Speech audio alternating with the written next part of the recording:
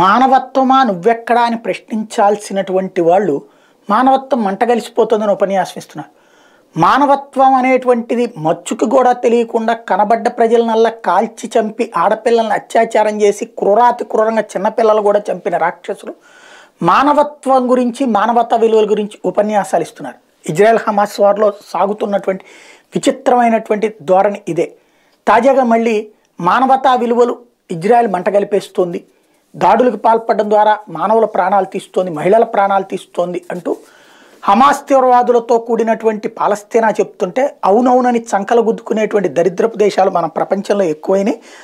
Israel continued bombing Gaza even as the United nations security council voted in favour of immediate and safe supply of aid in to Gaza at scale. At least 18 people were killed in a strike on a house of Nusayrat refugee camp in central Gaza. UN Chief Antonio Guterres said effective delivery of aid into Gaza is not possible without a humanitarian ceasefire. అది మానవత్వం పేరుతో మానవతా సాయం అందాలంటే యుద్ధం చేస్తుంటే సాధ్యం కాదు కాబట్టి యుద్ధం ఆపేయండి అని ఒత్తిడి తెస్తున్నాడు ఐక్యరాజ్య సమితి ప్రధాన కార్యదర్శి. అసలు మానవత్వం ఎందుకు ఉండాలి అక్కడ? తమ వాళ్ళని చంపేసి తమ వాళ్ళని కిడ్నాప్ చేసి ఆ కిడ్నాప్ చేసిన వాళ్ళని వదిలిపెట్టనోడి కోసం మానవత్వం ఎందుకు ఉండాలి?